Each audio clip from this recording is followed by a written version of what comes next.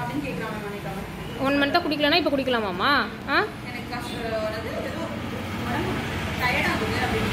அப்போ எனக்கு நல்லா டயர்டாக இருக்குது, எனக்கு ஒரு வாட்டர் வாங்கிட்டு வந்துருக்காங்க. என் ஹஸ்பண்ட் தான் அன்னைக்கு மார்னிங் ஆட்டோவில் வரேன் வந்துட்டாரு. அவர் தான் இங்கே கூப்பிட்டு வந்து எடுத்துட்டு நான் உங்கள்கிட்ட இங்கே மெடிசன் வாங்கிட்டு போகிற வரைக்கும் எடுத்துட்டு அப்போ தான் கற்றுனாரு. மணி 11 ஆக போகுது, இது வரைக்கும் இன்னும் ப்ரெஷ் நல்லா சாப்பிடல. அவரு விழுந்து கிடக்கிறாரு பார்க்குறேன். உடனே யார் பார்க்குறா? நீ ஏதாவது நல்ல பண்ண இருக்கிற உண்மைதான் கௌசல்யா. அவர் கேட்குறது தப்பே கிடையாது கௌசல்யா, தப்பே கிடையாது. சண்டை போட்டுட்டே இருந்தாரு. இன்னைக்கு இந்த மாதிரி டயர்டாக இருக்குன்னு சொல்லி உனக்கும் அப்படிதான் இருக்குன்னு சொல்லல. வரணும் இல்லை நான் தான் பார்த்துக்கிட்டேன்னா அவனுக்கு அந்த போயிட்டு வாழ்ந்தது போல வயிறு புண்ணா இருக்கு, அவனுக்கு வயிறு வலிக்குதுன்றான். நமக்கு வராது கௌசல்யா, நமக்கு தான் வந்துருச்சு இல்லை. பேண்ட் அப் காலில் போட்டு நான் நைட்டு போடலை, நேற்று நான் நைட்டு போடலை, அது போட்டுருந்தா வலி இருந்திருக்காது அப்படின்னா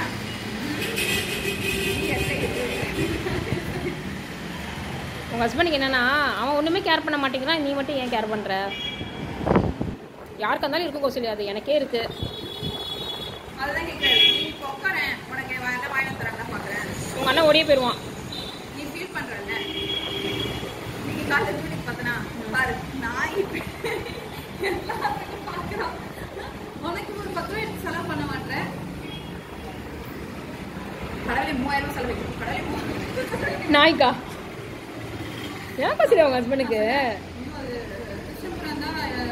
சொல்லிடுவாங்க 5 நாளாச்சும் குறைஞ்சது போட்டாலும் மேடம். ஆனால் ஸ்டார்டிங் ஸ்டேஜ் தான் சொன்னாங்க, ஆனால் 5 நாள் போட்டால் க்யூர் ஆகிடும். க்யூர் ஆனால் பரவாயில்ல, டிப்ஸ்க்கு எப்படியும் ஒரு 5,000 வாங்குவாங்க அப்படின்னாங்க.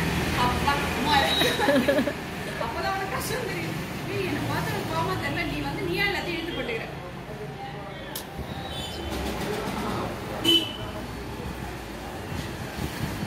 அவளை அவர் வரவங்க வெட்டரி டாக்டர்